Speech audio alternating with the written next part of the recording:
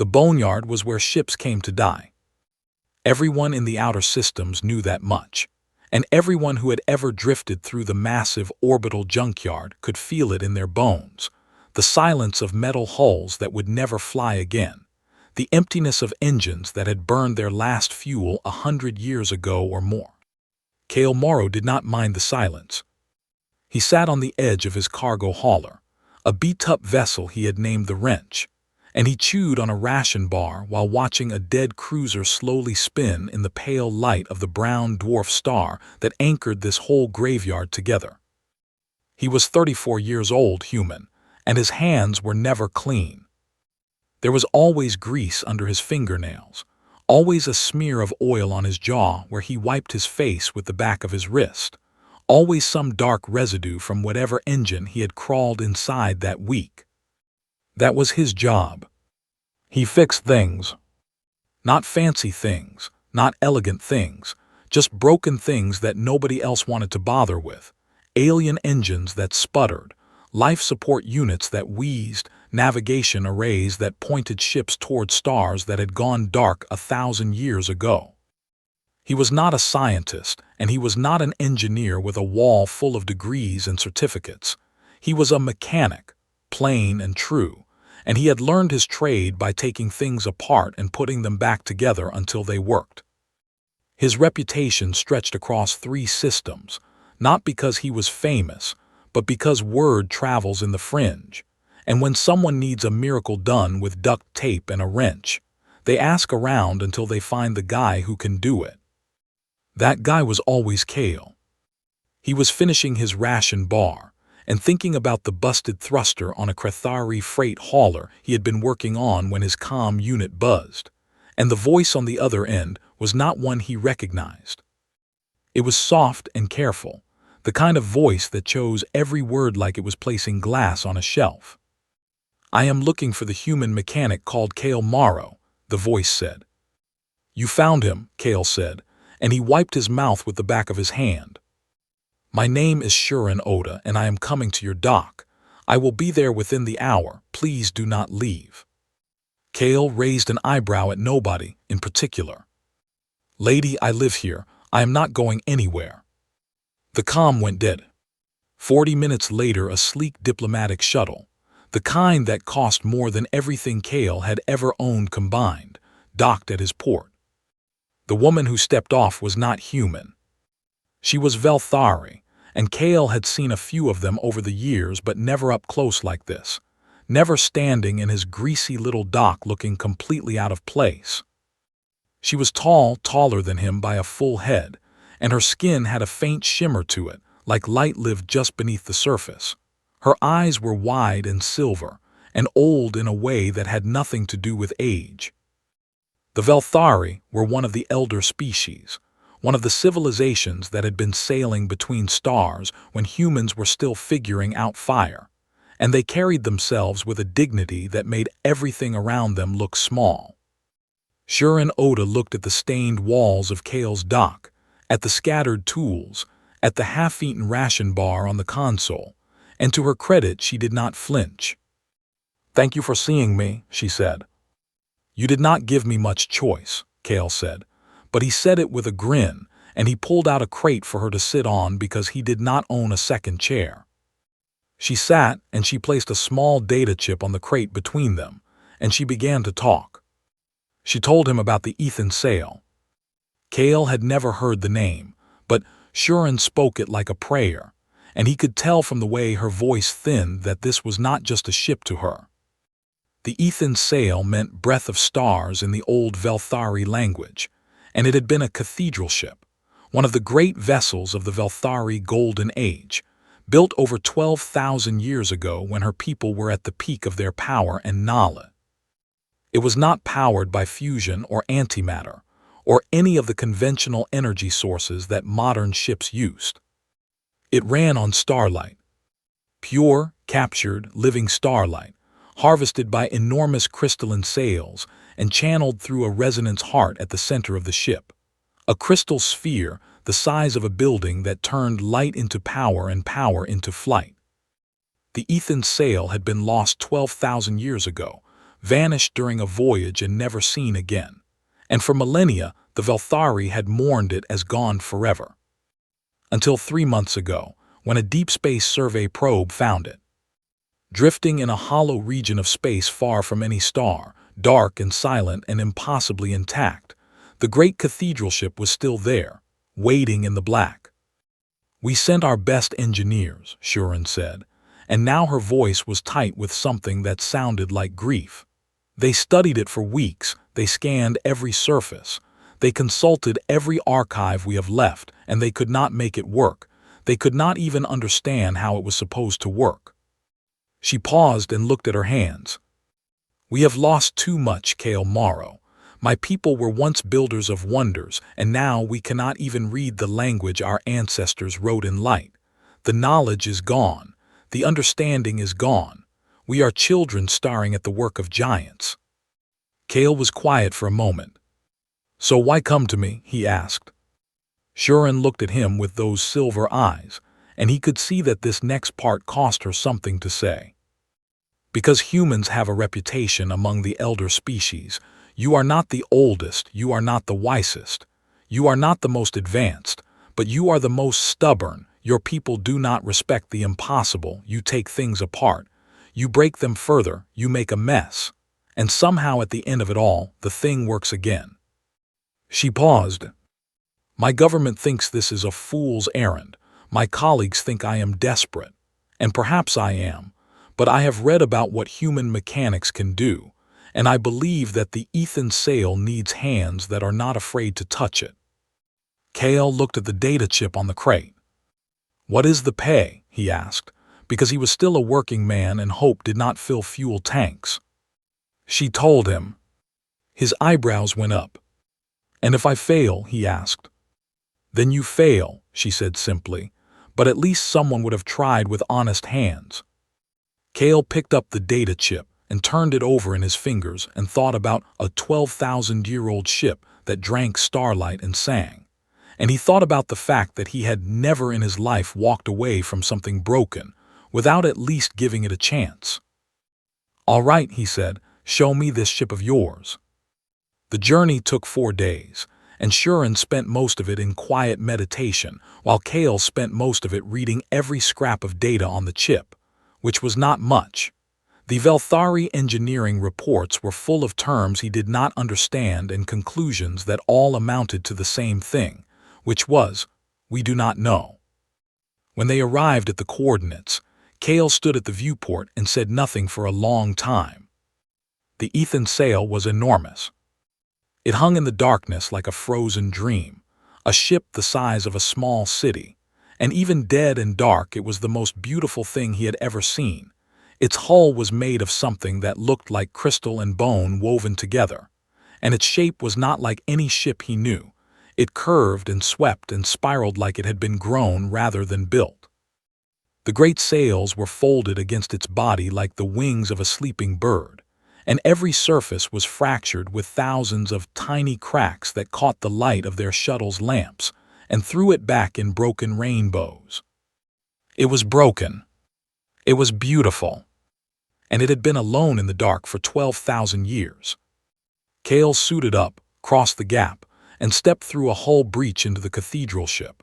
And the silence inside was deeper than anything he had ever known, not just quiet but heavy, the kind of silence that had weight and age and memory. He walked slowly through a corridor of cracked crystal, and his boots left prints in dust that had not been disturbed since before his species had a name. And he ran his hand along the wall and felt the cold of 12 millennia without a star to warm it. Somewhere deep in the ship something shifted, not a sound exactly but a feeling, like the faintest pulse of something that had not quite given up. Kale stopped walking and pressed his palm flat against the wall and closed his eyes. "All right, sweetheart," he whispered, "let us see what is wrong with you." Kale spent the first 3 days just walking. He did not bring scanners at first, did not bring tools, did not bring anything except a flashlight and a canteen of water and his own 2 feet. He walked every corridor he could reach, every chamber he could squeeze into. every long spiraling hallway that curved through the body of the Ethan sail, like veins through a living creature. He touched everything. His fingers traced the walls, pressed against junctions, ran along the edges of fractures that split the crystalline surfaces like old scars. And the whole time he was listening, not with equipment, just with his ears and his hands and the part of his brain that had spent 20 years learning what broken things sounded like. Shuren watched him from a distance, and she did not understand. She had expected him to arrive with machines and computers, to begin scanning and modeling and running simulations. That was how the Velthari engineers had approached the ship, with careful theory and reverent distance, and they had produced thousands of pages of analysis that said nothing useful. Kale produced nothing except boot prints in ancient dust and the occasional grunt when he found something interesting. On the fourth day, she found him sitting on the floor of a junction room with a sheet of actual paper spread across his knees, drawing with a pencil. "What are you doing?" she asked. "Mapping," he said without looking up. "We have complete digital maps of the ship already." "Your maps show me what the ship looks like," Kale said, and he tapped the paper with his pencil.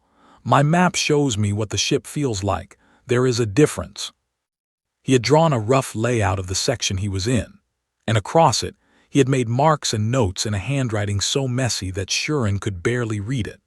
Little arrows showing where the walls vibrated when he tapped them, circles around spots where the crystal felt warmer or colder than it should, question marks next to junctions where something about the way the corridors met felt wrong to him in a way he could not yet explain. "You are mapping the ship by touch," Shuren said slowly. "And by sound," Kale said. "Watch this." He stood up and knocked his knuckle against the wall 3 times, hard, then pressed his ear against it. "Hear that?" he asked. Shuren pressed her ear to the wall and heard nothing. "There is a resonance," Kale said. "Faint, real faint, but it is there. This wall wants to ring like a bell, but something is stopping it. Something is off." He moved down the corridor and knocked again and listened again, and this time he frowned. "Different pitch here, and it should not be. These 2 sections are made of the same material, and they are the same thickness. They should sound the same, but they do not." He looked at Shuren with a light in his eyes that she had not seen before, something between excitement and the focus of a hunter who had found a trail. "Your ship is not a machine," he said. "Not the way I understand machines. It is more like an instrument, a huge, complicated, beautiful instrument, and every piece of it is supposed to vibrate at a certain frequency. And when all those frequencies line up, the whole thing sings together, and that is how it channels the starlight." He pointed at a hairline fracture in the wall. "But 12,000 years of sitting in the dark, these cracks have shifted the resonance. Every fracture changes the frequency of the crystal around it, just a tiny bit, not enough to notice on its own, but multiply that by 10,000 cracks across the whole ship and you get." "Dissonance," Shuren whispered. "Exactly," Kale said, and he grinned like a man who had just found the right wrench. "Your ship is not broken, it is out of tune." That night he set up his workshop in an old cargo bay near the center of the ship, and he hauled in everything he had from the wrench, his tools and his welding rigs and his diagnostic equipment, and crates of spare parts and materials that he had collected over years of salvage work. He pinned his paper maps to every wall until the cargo bay looked like the inside of a madman's mind, covered in scribbled notes and diagrams and arrows connecting one section to another. And then he started building sensors. Not Velthari sensors, not the delicate precision instruments that their engineers had used, but crude and effective devices made from parts he had on hand, vibration readers cobbled together from old engine monitors, frequency analyzers built from communication equipment he had stripped down and rewired, contact microphones made from scrap metal, and adhesive that he stuck to walls throughout the ship like a doctor placing stethoscopes on a patient. Within a week he had data, and the data confirmed what his ears had already told him. The crystalline network of the Ethan sail was a single connected system. Every wall and floor and ceiling was part of it, all made from a material the Velthari called lunari, a crystal that could channel light the way wire channels electricity. But it did not work in straight lines. It worked in harmonics, in waves and resonances that flowed through the entire structure in 3 dimensions. When the ship was whole, Starlight would enter through the great sails and flow through the lunari network in a cascade of perfectly tuned vibrations, every section of crystal picking up the energy and passing it along at exactly the right frequency, until it all converged at the resonance heart and was transformed into the power that made the ship fly. But now the network was shattered in 10,000 places, and every fracture was a wrong note in a symphony that needed to be perfect. On the 9th day, a second ship arrived at the site. It was a conquered vessel, sleek and cold and official, and it carried an observer sent by the conquered of elder species, the ancient alliance of the galaxy's oldest civilizations who believed it was their right and duty to oversee matters of historical significance. The observer's name was Vreth, and he was not impressed.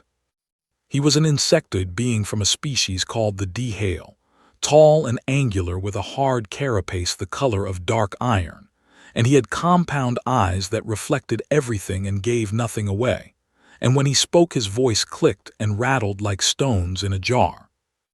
"I have reviewed the Velthari engineering assessments," Vreth said when he met Kale in the cargo bay workshop, his compound eyes scanning the chaos of paper maps and jury-rigged sensors and scattered tools.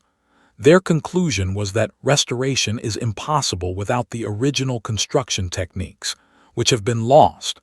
Are you telling me that you believe you can succeed where they failed? "I am telling you that they gave up," Kale said, and he did not stop working while he talked, his hands busy adjusting a sensor. "They decided it was impossible and then they stopped trying. That is not the same as it actually being impossible."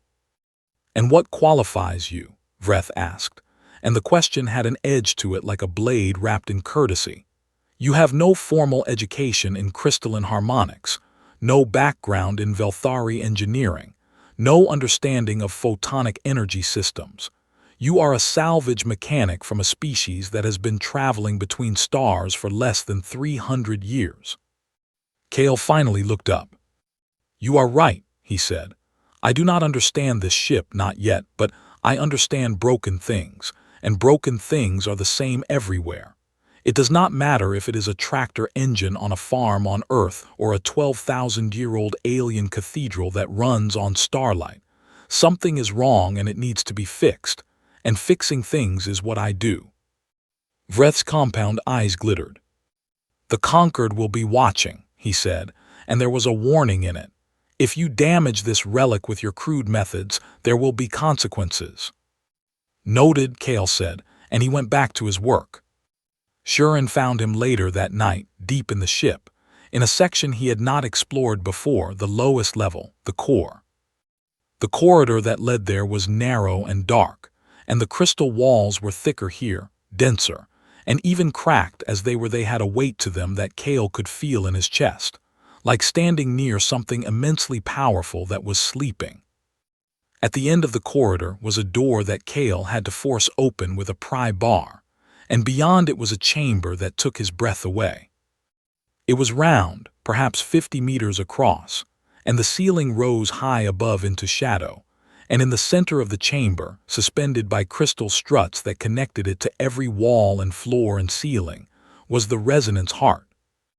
A sphere of lunari crystal the size of a house, flawless in its design, breathtaking in its geometry, and cracked down the middle with a fracture that split it nearly in two.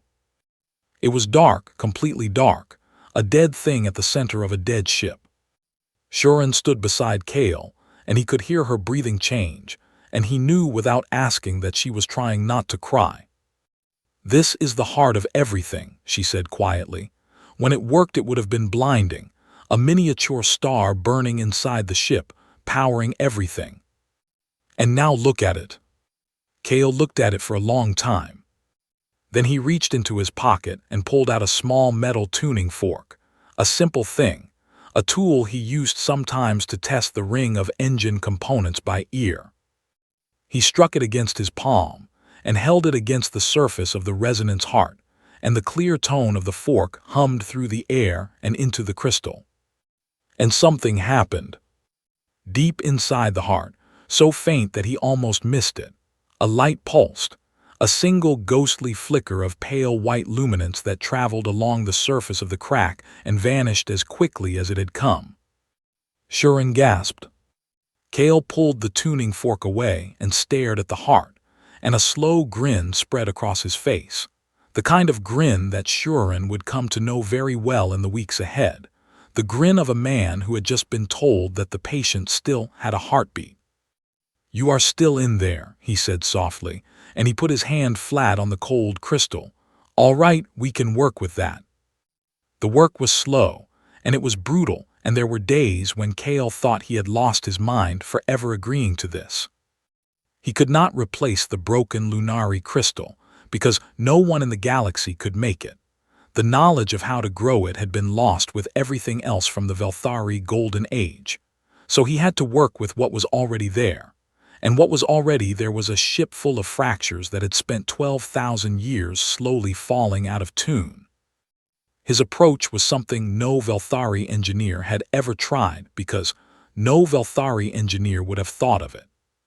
He used sound. He built resonance projectors from the guts of communication arrays and sonic cleaning equipment. He had on the wrench, crude devices that could produce precise frequencies and direct them into the crystal structure of the ship. And he used them the way a doctor might use heat to help a bone heal, not forcing the crystal back together, but coaxing it, reminding it of the frequency it was supposed to hold, encouraging the molecular structure to realign along its original pattern. It was not welding, and it was not gluing, and it was not any repair technique that had a name. It was closer to physical therapy for a 12,000-year-old patient. And it worked slowly, painfully, one fracture at a time. Each repair took hours of careful adjustment. Kale would set up his resonance projector next to a cracked section of wall or conduit, find the frequency that made the crystal respond, and then hold that frequency steady while the Lunari slowly, reluctantly, began to shift back into alignment.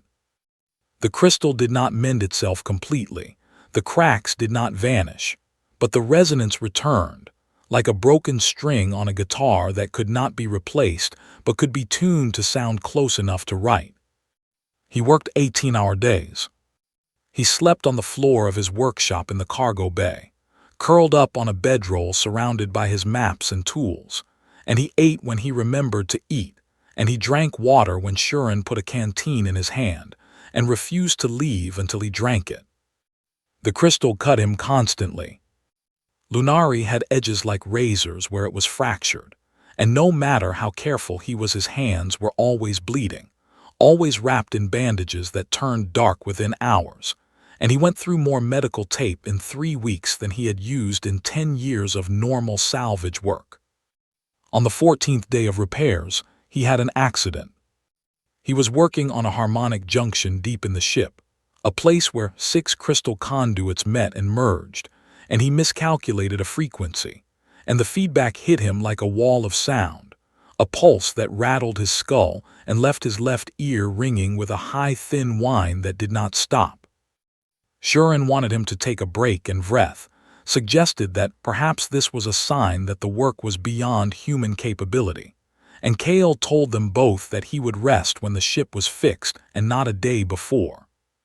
He lost most of the hearing in his left ear for 2 weeks, and he compensated by pressing his right ear against the walls more often, and he kept working. Shuren began to understand him during those long days, not his methods, which still baffled her, but him, the person, the way he talked to the ship as if it could hear him, the way he apologized when a repair hurt the crystal, the way he praised it when a section came back into tune. "Why do you speak to it?" she asked one evening as they sat in the cargo bay eating rations. "Because every machine wants to work," Kale said, and he said it the way another person might state that water is wet, as if it were the most obvious truth in the universe. That is what it was made for. That is its purpose. And when something is broken, it is not happy about it. It wants to be fixed. You just have to listen to what it is telling you and then help it get there. You believe machines have feelings? Shuren asked, and she was not mocking him. She was genuinely curious. I believe machines have a nature, Kale said. And this ship's nature is to fly through starlight and sing, and right now it cannot do that. And if I had been sitting in the dark for 12,000 years, unable to do the one thing I was born to do, I would want someone to talk to me too. Shuren was quiet for a while after that. On the 23rd day, Kale hit a wall. There was a critical junction array in the ship's port side, a complex section where dozens of crystal conduits came together to form a distribution hub that would carry energy from the sails to the rest of the vessel. And it was destroyed. Not just cracked, but shattered. Fragments of lunari scattered across the floor of the chamber like broken glass. He could not coax this back into alignment because there was nothing left to coax. There were pieces missing entirely, crushed to dust by whatever impact had damaged the ship 12 millennia ago. He needed a replacement, and there was no replacement.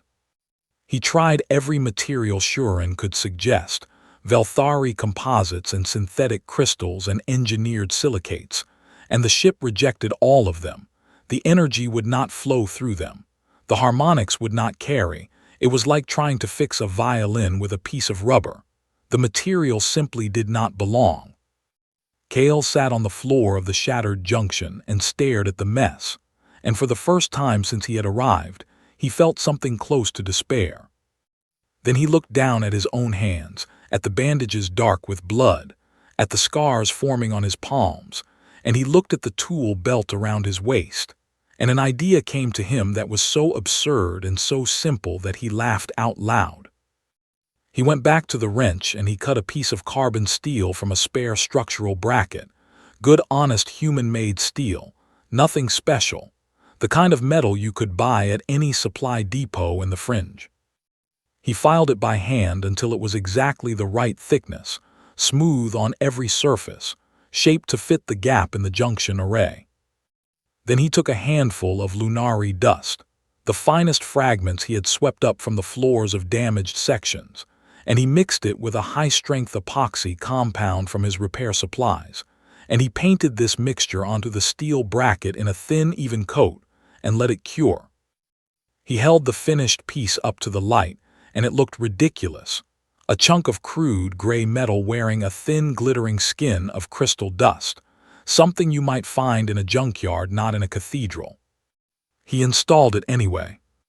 Shuren watched in silence, and Vreth watched with visible horror as Kale fitted the steel bracket into the gap in the junction array, and locked it into place with fasteners he had drilled into the surrounding crystal. "This is desecration," Vreth said, and his voice clicked with genuine anger. "You are putting scrap metal into a work of art that is older than your entire civilization." Kale ignored him. He activated his resonance projector and tuned it to the frequency of the surrounding crystal network and aimed it at the junction and waited. Nothing happened for a long moment.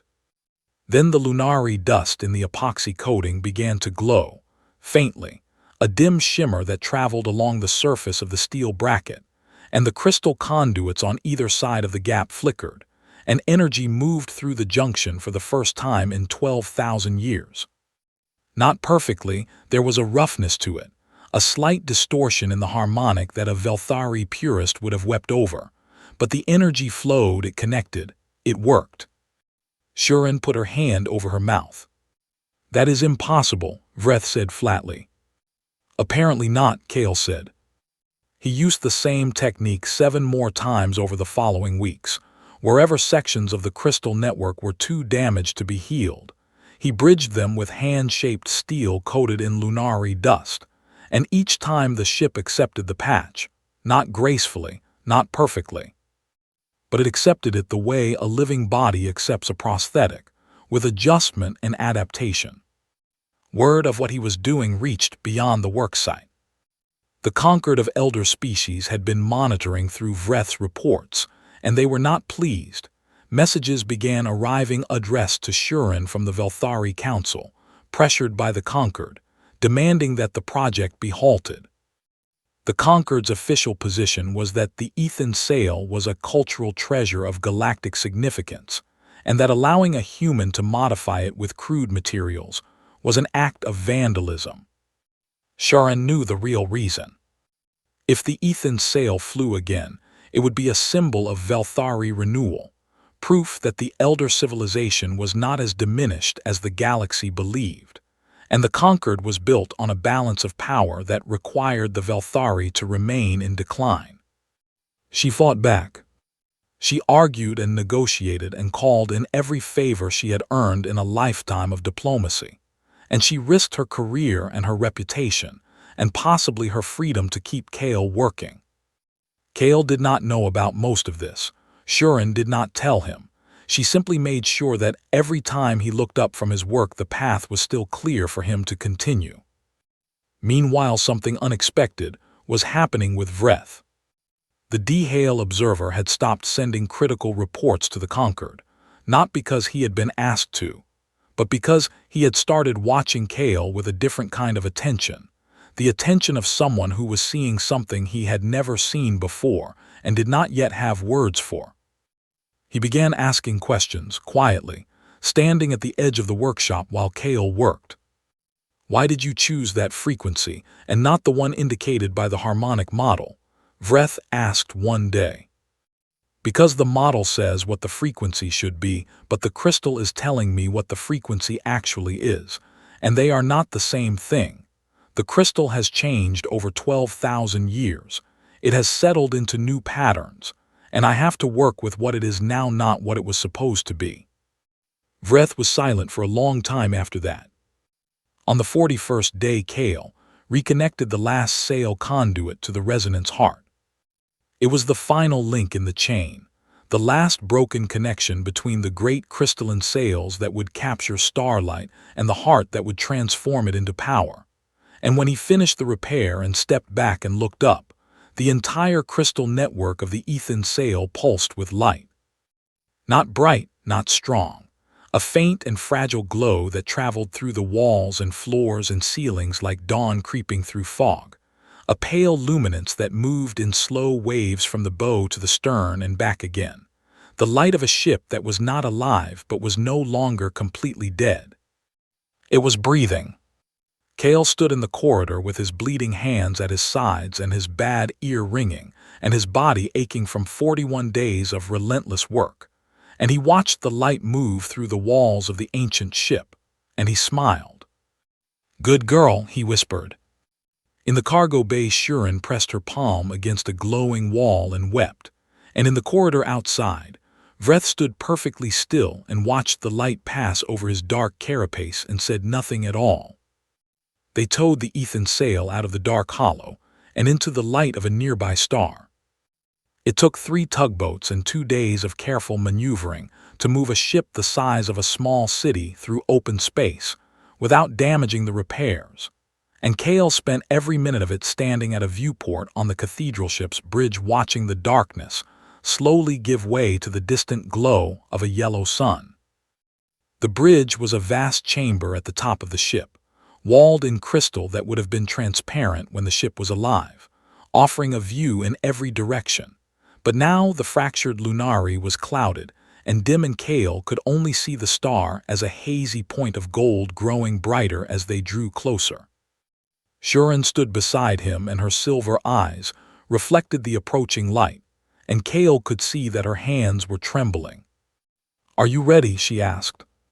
"No," Kale said honestly. "But the ship is as ready as I can make it, so I suppose that will have to do." A small fleet had gathered to watch. Shuren's diplomatic shuttle, Vreth's Conquered observation vessel, 3 Velthari officials in a council transport who had made the journey to either witness a miracle or confirm a failure. And at a cold distance, a second Conquered ship that had arrived uninvited and unannounced. Everyone was watching. Kale took a breath and walked to the center of the bridge where a crystal console rose from the floor like a growth of ice, and he placed his hands on it, and felt the faint hum of the Lunari network beneath his palms, the dim, breathing pulse of a ship that was waiting. The first test was the sails. Kale had studied the deployment mechanism for days, tracing the crystal conduits that controlled the unfurling of the great photonic sails, and he had rigged a simple trigger, a resonance pulse at a specific frequency that would tell the ancient mechanism to wake up. He sent the pulse. For a terrible moment, nothing happened. Then the ship groaned, a deep vibration that Kale felt in his teeth, and through the clouded crystal of the bridge he saw movement, vast and slow, the enormous sails of the Ethan sail beginning to extend. They unfurled like wings. Massive translucent sheets of Lunari crystal spreading outward from the hull, catching the light of the nearby star as they opened, and they were cracked and scarred just like the rest of the ship, but they were whole enough. They were there. And as they spread to their full span, they were the most magnificent thing Kale had ever seen, great shimmering planes that stretched for kilometers in every direction, turning the ship into something that looked less like a vessel and more like a creature of light opening itself to the sun. Starlight hit the sails, and starlight poured into the ship.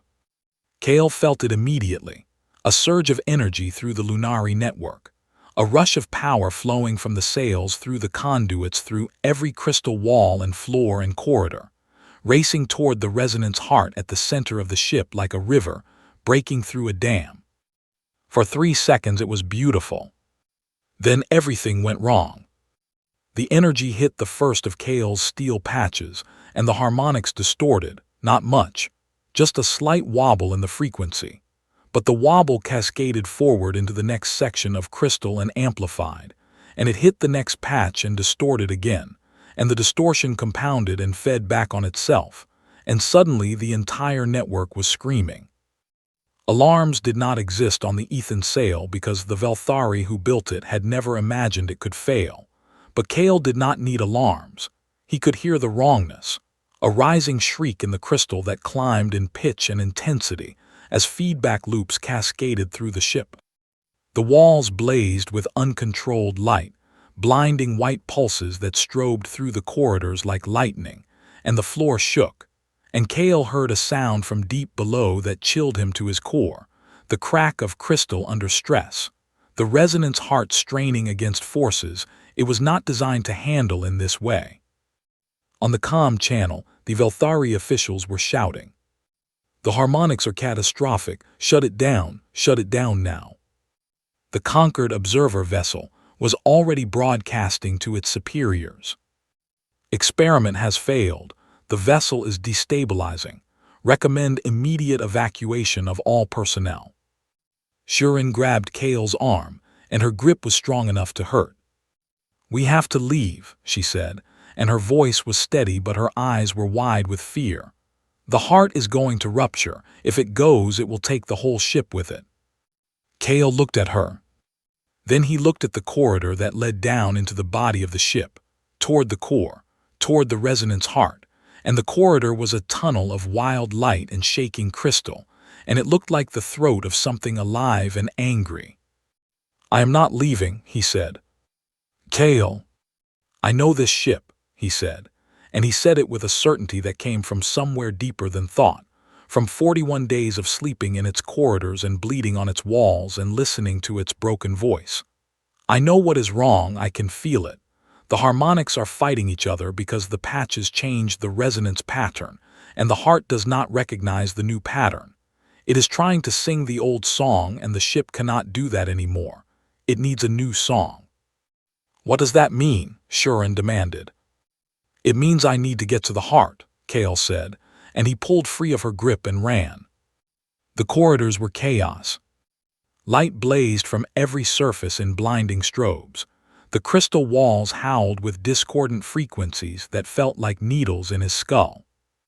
And the floor bucked and heaved under his feet, as energy cascades surged through the network without direction or control.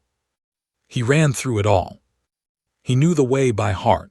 He had walked these corridors 100 times in the dark, and now they were full of furious light, but his feet knew the path, left at the junction, down the spiraling ramp, through the narrow passage to the core, every step a battle against the shaking ship that seemed to be trying to throw him off his feet.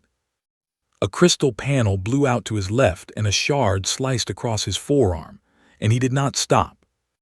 He reached the core chamber and the door was vibrating so hard it had jammed, and he kicked it. Once, twice, 3 times, and on the third kick something gave and it swung open, and the light that hit him was so bright he cried out and threw his arm over his eyes. The resonance heart was blazing. The great crystal sphere was lit from within by a wild, unfocused light that pulsed and flickered and surged, and the crack down its center was glowing white-hot, and the carbon fiber struts Kale had installed to stabilize it were groaning under the stress, and he could see them beginning to bend. He had minutes at most. He stumbled forward through the blinding light until he reached the heart, and he put his hands on it. The crystal was burning hot and the pain was immediate and intense, and he smelled his own skin beginning to scorch, and he did not pull away. He pressed his palms flat against the surface of the resonance heart, and he closed his eyes against the light, and he listened. Inside the chaos, inside the shrieking dissonance and the cascading feedback and the roar of uncontrolled energy, he listened for the voice of the ship. And he found it. Buried under all the noise, there was a note, a single pure frequency that the Ethan sail was trying to reach, the note it had been straining toward for 12,000 years in the dark, the fundamental tone of its existence, the sound it was built to make. But the old note was not quite right anymore. The ship had changed. Kale's repairs had changed it. The steel patches and the healed fractures and the jury-rigged fixes had shifted the resonance just enough that the old song no longer fit. The ship needed a new note. Kale opened his mouth and he began to hum. It was not a calculated frequency. He had no equipment, no analyzer, no computer. He had only his own voice and 41 days of living inside this ship's bones, and the deep, stubborn instinct of a man who fixed broken things.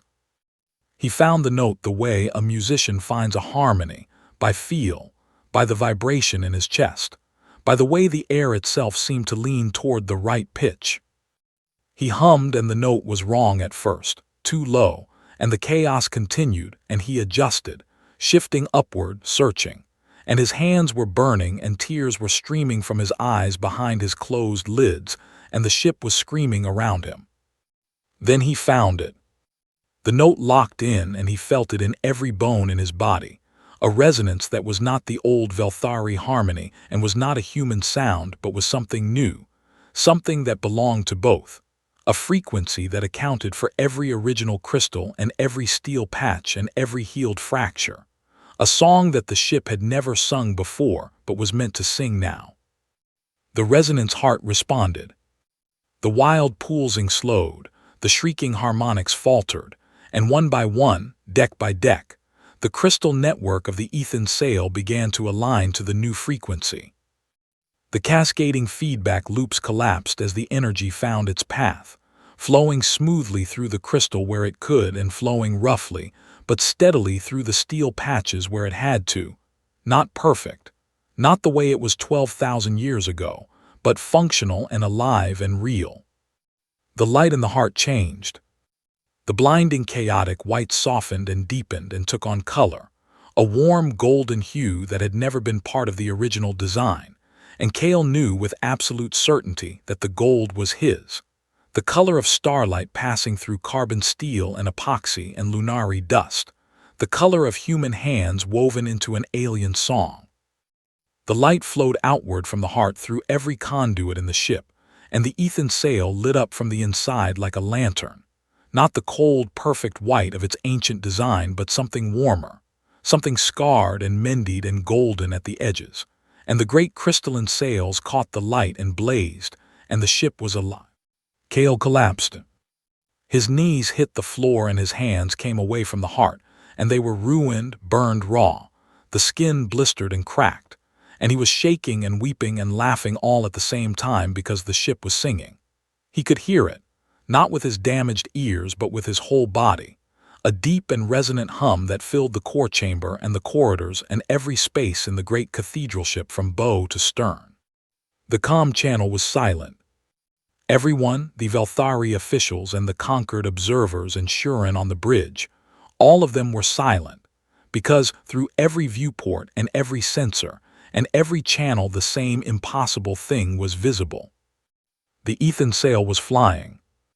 Powered by Starlight, glowing gold and white, scarred and patched and imperfect and absolutely magnificent, the ancient cathedral ship moved under its own power for the first time in 12,000 years. The silence held for a long moment. Then Vreth's voice came through the comm, and the click and rattle was gone from it, replaced by something quiet and raw that Kale had never heard from the insectoid observer before.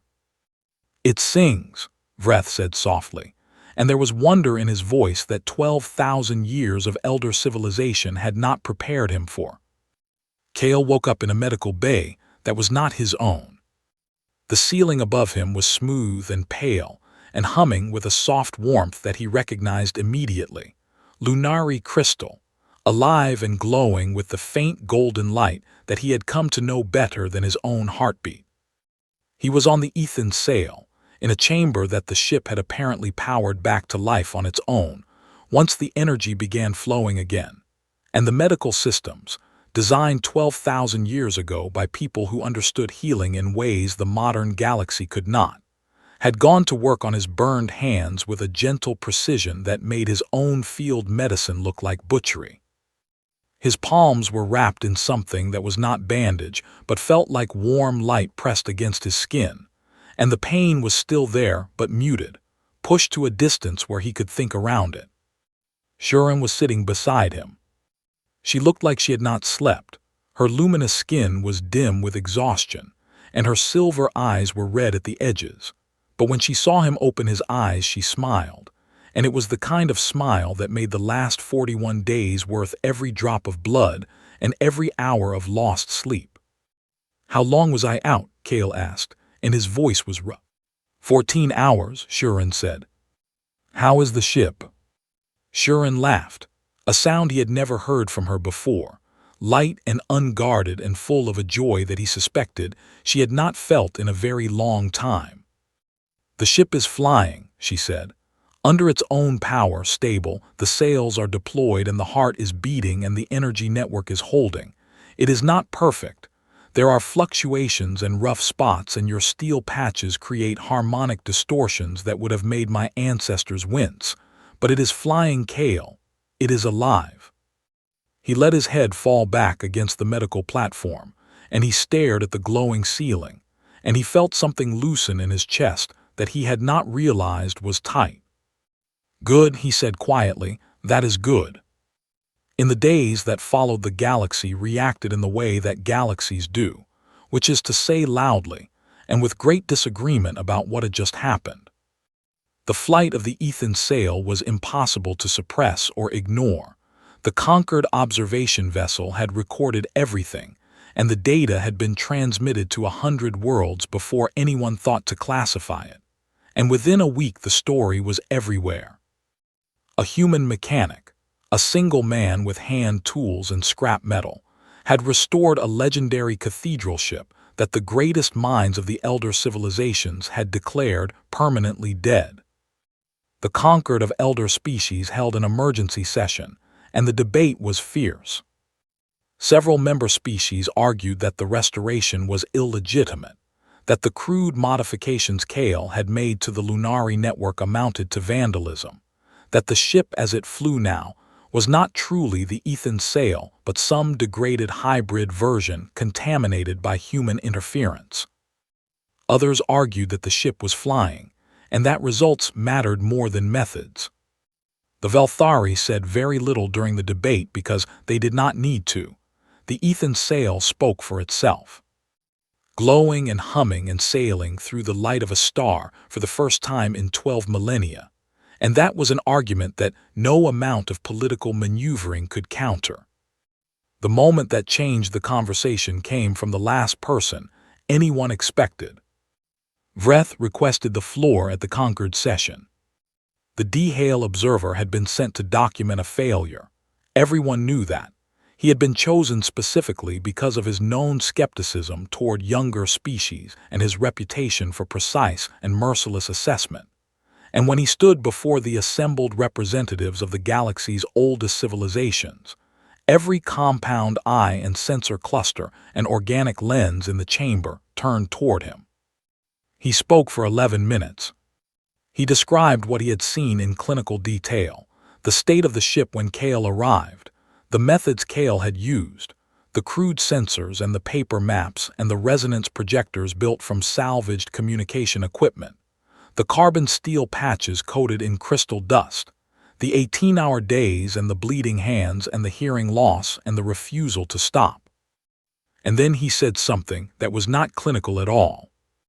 I have studied the works of 17 elder civilizations across a career spanning 200 years, Vreth said, and his voice was steady and clear and carried to every corner of the chamber. I have seen the greatest achievements of the oldest minds in the galaxy, and I tell you now that what I witnessed aboard the Ethan Sail was something none of those achievements prepared me to understand. He paused and the chamber was silent. The human did not understand the ship. Not as its builders did, perhaps he never will. His methods were crude and his tools were primitive, and his solutions were inelegant in ways that would have horrified the original architects. But he cared for it. He touched it and listened to it and bled for it. He treated a 12,000-year-old relic of a civilization not his own as if it were his responsibility. His patient, his friend, he spoke to it. He apologized when his work caused it pain. He praised it when it responded to his repairs. And when the ship was dying around him, he ran toward its heart instead of away, and he held on with burning hands until the crisis passed. We have spent millennia building walls between ourselves and the universe, refining our understanding until we forgot how to simply reach out and touch.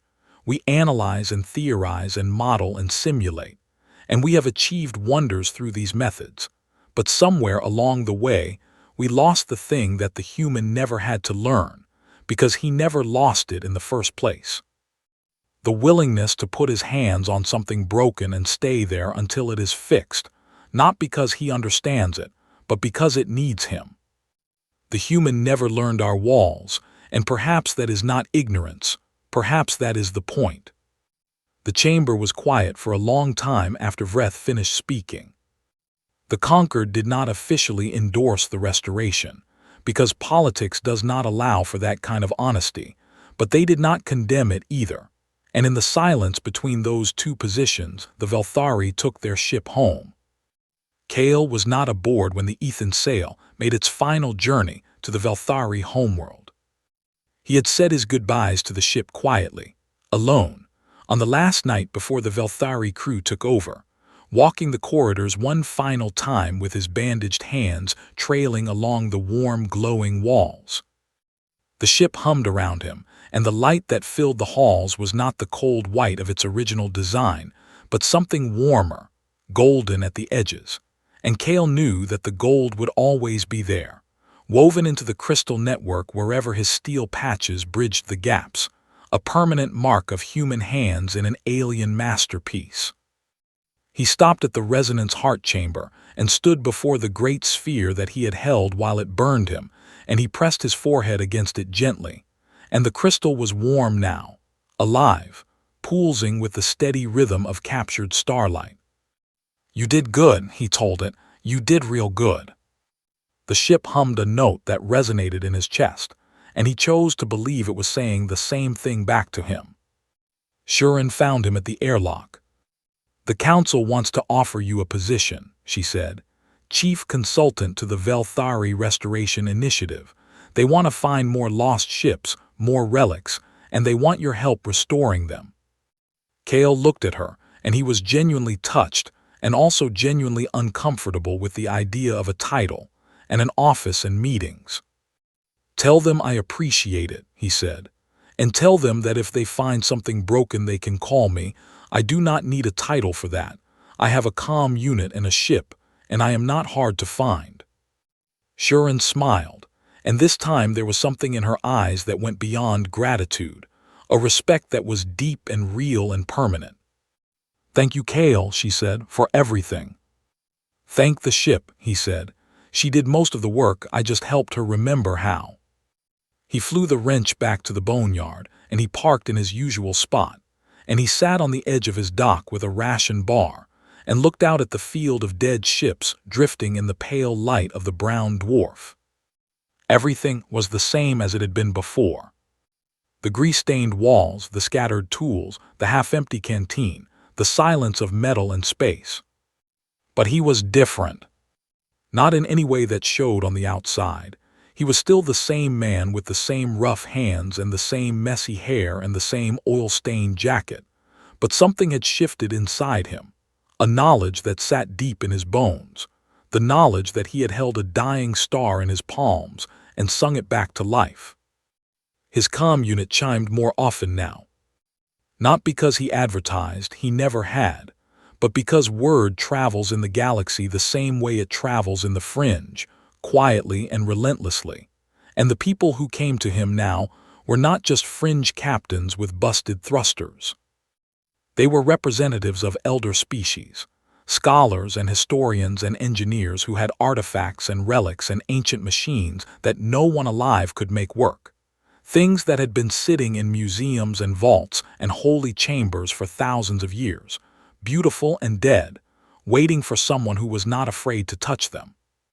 Kale took the jobs that interested him and politely declined the ones that did not. And he charged fair rates, and he did good work, and he went home to the boneyard when it was done. The galaxy slowly adjusted to the idea that a human mechanic in the outer systems was the person you called when something precious was broken beyond all hope. And on the Velthari homeworld, the Ethan sail sailed above the clouds, bathed in the light of their sun, its great crystalline sails spread wide, and its ancient hull glowing with a light that was not quite the color anyone remembered from the old records.